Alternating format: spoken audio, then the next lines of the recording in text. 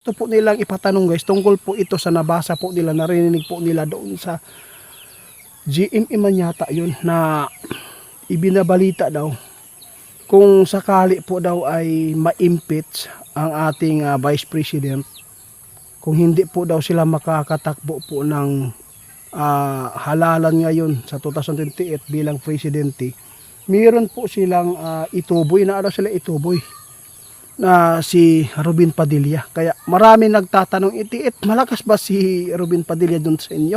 At saka, meron po bang puruhan, mananalo po siya kahit po si Sara Duterte ang kanyang papalitan? Ito po ang itanong po natin sa ating kaibigan guys, dahil po nandito po siya. Tay, magandang araw sa lahat. Ngayon, nandito ako sa ating kaibigan. Dahil po marami pong nag-chat po sa akin. Pasensya na kayo kung ito po ang ating topic. Dahil po ay tugunan lang po natin yung mga subscriber natin. Kasi sila po talaga yung nagbigay po ng suporta sa atin. Paano na lang kung hindi natin tugunan? Paano na lang sila? At saka paano na lang po tayo dito na wala nang sumusuporta din sa atin. Kaya mahal po natin yung mga supporters din natin. Kaya bigyan po natin ng halaga ang kanilang katanungan. Kaya gusto po nilang ipatanong guys, tungkol po ito sa nabasa po nila, narinig po nila doon sa GMA man yata yun, na ibinabalita daw kung sakali po daw ay ma-impeach ang ating Vice President, kung hindi po daw sila makakatakbo po ng halalan ngayon sa 2028 bilang presidente, mayroon po silang ituboy, na ano sila ituboy, na si Robin Padilla. Kaya marami nagtatanong, itiit, malakas ba si Robin Padilla dun sa inyo?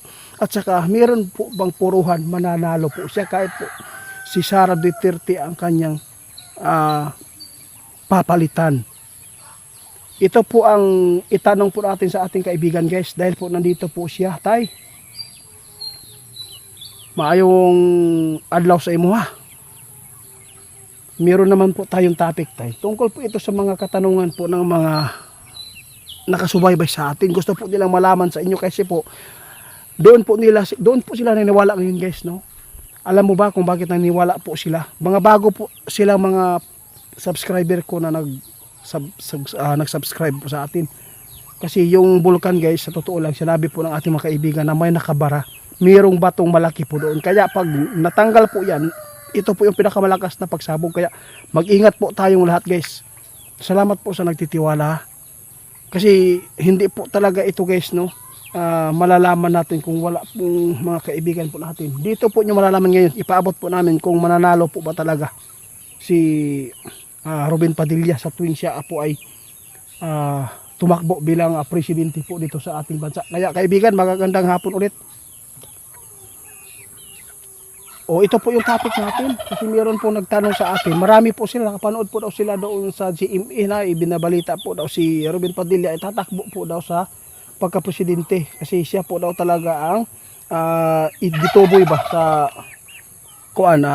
PDP, no? Kaya gusto kong malaman po ng lahat, at saka gusto kong malaman din kung malakas po ba si Robin Padilla, at saka may pag-asa po ba siyang manalo?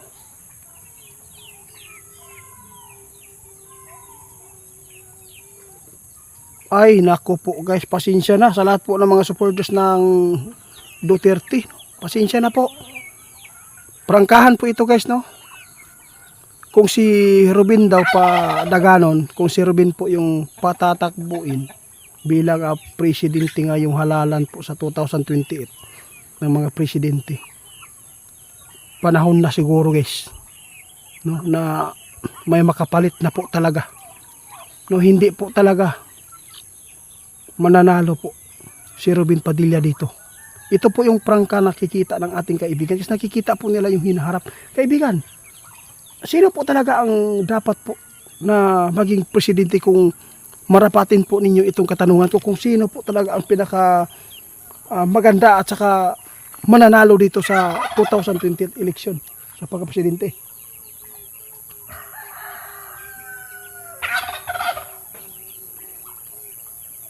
Ito po ang sinabi ng ating kaibigan. Si Robin yung patatakbuin ninyo, hindi yan mananalo. Pero kung si Sara Duterte guys, siya yun. Siya po talaga ang magiging presidente. Kung ito ay hindi po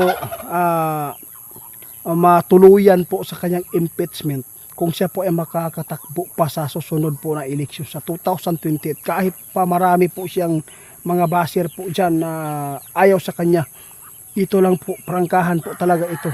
Sinabi na ating kaibigan, napakalakas po talaga ang aura, no, na nakikita ng ating kaibigan na mananalo po si Sara Duterte. Ito, kaibigan, si Willie Revillame, kung sakaling tatakbo po siya sa pagkasenador, anong makikita po niyo dito? Kasi marami nagtanong.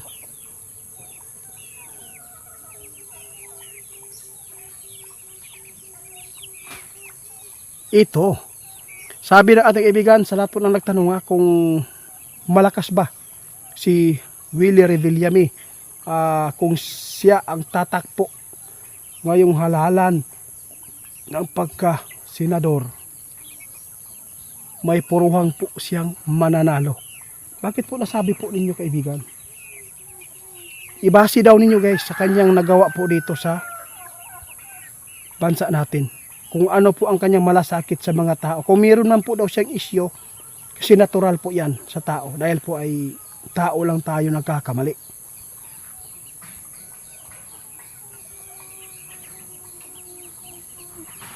Ito po ang itatanong ko sa inyo,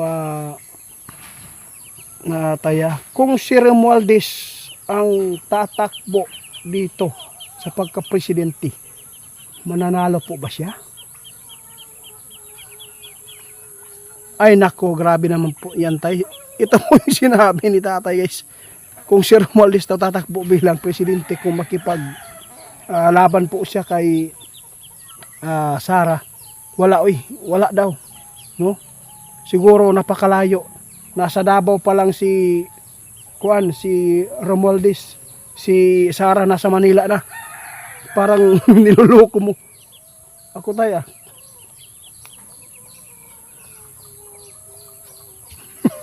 nakakatuwa to guys ba. Yung habis Tatay yung pinapaabot mo, kalokohan ka talaga Tay. Parang minamaliit mo talaga si Romualdez. Sabi na po ng iba, tambalos-los.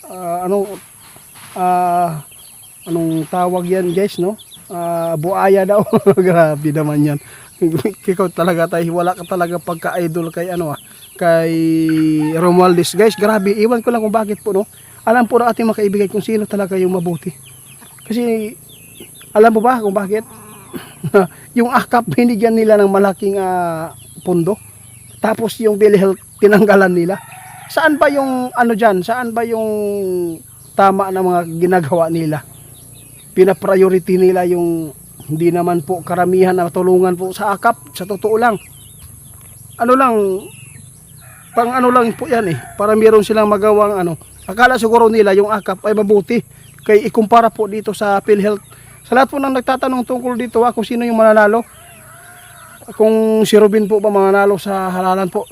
Basta sabi po natin kaibigan, mahina po talaga. Pasensya na po kayo sa lahat po nang nagmamahal din kay Robin. Pasensya na, mahina po talaga sabi ng ating kaibigan. Sana wag na lang po daw.